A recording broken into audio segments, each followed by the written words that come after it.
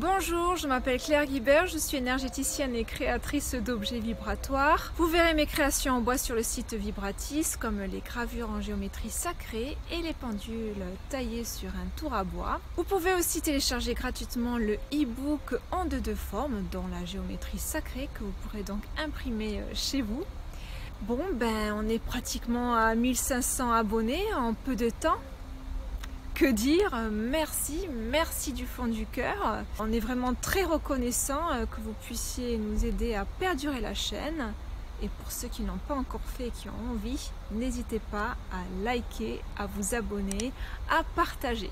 Nous allons partir pour une série de plusieurs vidéos au sujet de cette passionnante géométrie sacrée. Aujourd'hui, je vous propose donc d'évoquer la fleur de vie. Et si vous avez envie de vous faire plaisir, je crée des ondes de forme en géométrie sacrée que je grave sur bois. Donc je récupère le matériau dans les magasins de filière bois. L'idée est de donner une seconde vie à des chutes et non d'abattre des arbres. C'est du bois donc recyclé, hydrofugé, que je grave en conscience et que je termine en peinture dorée avec paillettes pour donner un aspect plus vibrant. C'est parti donc de ma pratique en géobiologie. Je commençais à me lasser donc de ces feuilles volantes à coller pour neutraliser les zones géopathogènes. Puis aussi au quotidien de poser ma carafe d'eau ou purifier mes pierres, j'ai besoin de quelque chose au quotidien de solide et sans plastique. Puis dans mes recherches, j'ai compris que l'onde de forme en sculpture ou en gravure avait un impact non négligeable. L'onde de forme est fortifiée par le relief de la forme qu'elle propage donc dans l'éthérique. J'ai donc voulu créer une fleur de vie durant le premier confinement avec l'aide précieuse de mon père. La fleur de vie m'a donné beaucoup de fil à retordre, elle se mérite, mais j'avais bien compris que si je réussissais cette forme géométrique, c'était le sésame à pouvoir faire d'autres symboles. Puis les premiers clients sont arrivés et c'est un vrai plaisir de créer un objet qui les soutienne au quotidien et surtout certains s'approprient mes créations comme réénergiser leurs médicaments, dynamiser leurs produits de beauté, ou comme aussi soigner les plantes. Puis pour répondre à la demande, en la reproduisant, en la gravant, en la peignant, en la pensant, j'ai commencé à cheminer avec elle. C'est assez difficile de mettre des mots, de mentaliser dans ce que je recevais. Les informations ne passaient donc pas par le mental, cela s'informait directement dans les os de mon corps. O-E-A-U-X. Elle m'a donc accompagnée à me faire confiance en ma créativité, pas seulement dans l'artisanat, mais plus fortement dans les soins pour les maisons et les personnes. Donc de m'autoriser à sortir des protocoles et de rester simplement dans mon centre et me laisser porter par ma créativité. J'ai bien compris que la qualité des soins avait bien évolué et je l'en remercie encore de m'accompagner chaque jour. Aujourd'hui donc, je vous présente la grande reine en géométrie sacrée, la fleur de vie. Allez, c'est parti! La fleur de vie est un symbole géométrique très ancien, basé sur une série de cercles de même dimension. Elle est généralement représentée par 19 cercles, en réalité sa représentation peut évoluer à l'infini. Donc en traçant les cercles, on obtient une forme hexagonale. Donc elle passe de 7 à 19 cercles, puis 37, 61, 91, 127, etc. Donc comme je l'ai évoqué en vidéo sur la présentation générale, la géométrie sacrée dont la fleur de vie est structurée par le nombre d'or qui amplifie donc sa portée sacrée et vibratoire.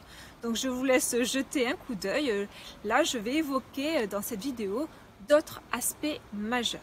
Il y a ainsi différentes étapes transformatrices avant de devenir donc une fleur de vie, une géométrie vibrante. Donc la création de la fleur de vie est une succession de géométries sacrées qui ont fortement impacté nos civilisations à travers les âges. Tout commence par un cercle. Lorsque l'on commence à vouloir élaborer la fleur de vie, nous commençons par tracer un cercle au centre. De ce centre se déploie une multiplication des cercles qui peut être appelé donc ce centre Dieu, la source, la vérité, l'univers, l'amour universel et autres en fonction de nos croyances. Donc c'est une cellule ronde qui est le point de départ que l'on peut transposer comme la vie biologique sur Terre.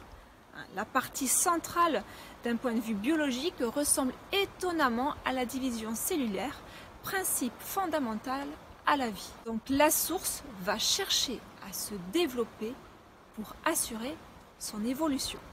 Cette division cellulaire, au même titre que celui du corps humain, donne naissance à une forme géométrique qui s'appelle le Vesica Piscis, appelé donc en latin vessie de poisson, qui comporte donc de multiples symboliques à travers les âges en fonction de la religion, qui peut être un symbole christique, la mandorle, la rencontre du féminin et du masculin. Par la science aussi, elle est semblable aux premières étapes de la mitose, division de la cellule mère en 2 cellules, et en ésotérisme, qui est l'utérus de la création, le yoni ou le 3e œil. Après cette division se crée un 3e cercle, le triquetra, symbole trinitaire comme la Sainte Trinité, le Père, le Fils et le Saint-Esprit. C'est une géométrie composée de 3 Vesica Piscis. Donc le triquetra a été trouvé sculpté sur des pierres runes en Europe et sur la monnaie allemande. C'est un symbole puissant pour les païens, les Celtes et par la suite les chrétiens. Nous pouvons aussi trouver ce même symbole constituant donc les couleurs primaires, représentant aussi le spectre de la lumière. Enfin, avant d'être une fleur de vie, elle est une graine de vie, constituée d'une géométrie à 7 cercles. Donc on pourrait comparer cette graine à une cellule embryonnaire de 3 jours. Donc symbole de fécondité et de créativité, cette graine représente le principe lié que la vie part du centre. Ainsi, après la structure de la graine de vie de 7 cercles, elle devient donc la fleur de vie. Donc la fleur de vie est une géométrie sacrée qui résume en un symbole que le vivant est relié par une énergie universelle, une intelligence qui nous dépasse. Elle exprime aussi que l'énergie vitale universelle circule en nous et dans tout le vivant. Elle enseigne ainsi que tout le vivant détient une structure éthérique avant la manifestation. Donc la géométrie sacrée dont la fleur de vie est issue serait une sorte de programme ou structure éthérique qui permet la manifestation du vivant, honorant les lois universelles. Elle représente aussi le phénomène d'expansion que la vie perpétue en permanence. Comme l'atteste la science de nos jours, en particulier les astrophysiciens, l'espace s'étend, s'étire, se dilate, emportant avec lui les galaxies. L'univers n'est donc pas statique, mais globalement en expansion. Elle résume en une image que tout part du centre, que l'énergie universelle met en lien, en connexion entre tout organisme, comme une grande famille. Cela crée une harmonie du microcosme au macrocosme. Cette harmonie est créée par des lois universelles et elle est nécessaire pour l'expansion du vivant. Ce symbole puissant semble traverser le monde, les religions et les époques. L'un des artefacts le plus ancien représentant donc la fleur de vie se trouve aujourd'hui au musée du Louvre. Il date d'environ du 6e siècle. C'est un seuil de porte orné d'un motif de fleur de vie. Donc il a été prélevé à l'entrée du temple du roi assyrien Assurbanipal en Irak actuel. Léonard de Vinci, lui aussi, consacre une place d'honneur à de nombreuses œuvres, à des études aussi mathématiques. On retrouve donc dans ses carnets de notes, dans le Codex Atlanticus, des dessins donc de géométrie sacrée dont la fleur de vie, la graine de vie et le cube de Métatron. Ces figures mathématiques d'harmonie géométrique traversent son œuvre. Donc la fleur de vie contiendrait la graine de vie, le cube de Métatron, l'arbre de vie Séphiroth et l'étoile Merkaba.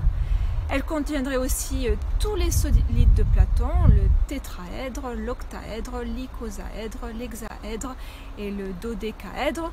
Ces polyèdres sont tous contenus eux-mêmes dans le cube de Métatron qui représente donc les 5 éléments, l'eau, la terre, le feu, l'air et l'éther. Je vous ferai une petite vidéo un peu plus détaillée donc à ce sujet.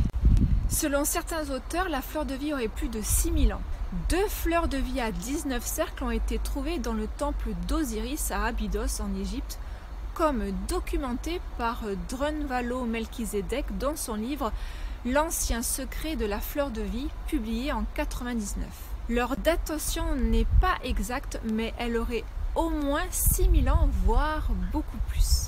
L'appellation fleur de vie et l'intérêt moderne pour ce symbole appartient au mouvement New Age, mais aussi toute personne sensible à l'énergétique. Dans son ouvrage, Melchizedek s'intéresse à des sociétés humaines disparues qui auraient eu un niveau de connaissance plus élevé que la nôtre actuellement. Il s'appuie sur l'étude des symboles et de la géométrie sacrée. Comme il le décrit, le symbole traverse le temps et les cultures. Ces variations autour de la fleur de vie se retrouvent dans l'alchimie, mais aussi dans la kabbale et l'astrologie. Par extension, pour le New Age et la spiritualité actuelle, qui est un peu plus universelle, le cube de Métatron est lié à la Merkaba, le char céleste de la kabbale, réinterprété comme un véhicule qui permet le voyage multidimensionnel. Donc Métatron est aussi le nom de l'archange qui apparaît dans la mystique juive et islamique. Le lien donc entre la fleur de vie, la Merkaba et l'archange Métatron provient donc des interprétations actuelles de cette spiritualité plus universelle, dont le New Age. Pour la géométrie sacrée, le langage de la forme géométrique connecte tous les niveaux de l'univers, de l'atome aux galaxies, et la structure de la fleur de vie suit le nombre d'or, si cher à la géométrie sacrée et à Léonard de Vinci. Donc c'est une forme dont la perfection se rapproche de la nature, de l'ordre divin ou cosmique. Cette rosace orne aussi les églises et les temples chrétiens, juifs, musulmans ou bouddhistes. Elle apparaît dans l'art gothique des cathédrales européennes, sur les vestiges romains, dans les anciennes synagogues en Israël ou sous les pattes des lions qui gardent la cité interdite de Pékin en Chine, en Inde aussi, à Hampi, en Italie dans les églises, à Cordoue dans la Mesquita ou au Japon, donc dans des temples de confessions différentes, cette forme marque de nombreux temples et lieux de culte. Du Tibet à la Grèce, en passant par l'Irlande jusque dans les jungles tropicales, de nombreux lieux de culte possèdent une représentation donc de cette géométrie sacrée.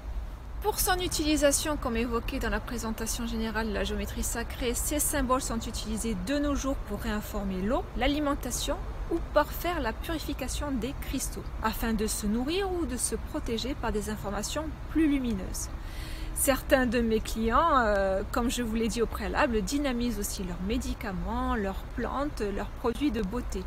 L'utilisation est créative et infinie. Donc pour les pratiquants spirituels et dans l'énergétique, c'est un outil en soin, ainsi que ça permet d'élever le taux vibratoire d'une pièce et d'une personne. Dans le domaine de l'art-thérapie, elle accompagne le participant à être dessiné avec concentration et dextérité pour mieux équilibrer le cerveau gauche et le cerveau droit. Puis elle est utilisée aussi dans les pratiques méditatives, des pratiques ancestrales, pour aller au-delà de nos perceptions ordinaires, de s'équilibrer et donc d'affûter sa concentration. Chaque géométrie détient des informations précises qui ne passeraient pas par le mental mais activeraient directement nos cellules, notre géométrie interne.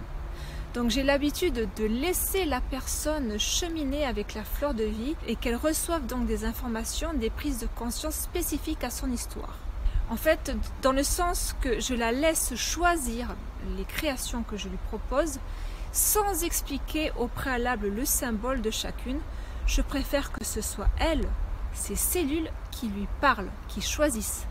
C'est pourquoi je l'invite souvent à écrire et faire une cure de 21 jours pour conscientiser l'évolution jour après jour. Ainsi, résumer quel type d'information apporte la fleur de vie est assez difficile car elle détient des connaissances qui nous dépassent. Je dirais qu'elle nous invite à revenir en toute humilité et simplicité dans notre centre, de ce que l'on vibre profondément et de le déployer sur Terre pour apporter notre propre lumière au monde. Et je peux constater aussi dans ma petite expérience qu'elle régénère vibratoirement tout organisme vivant.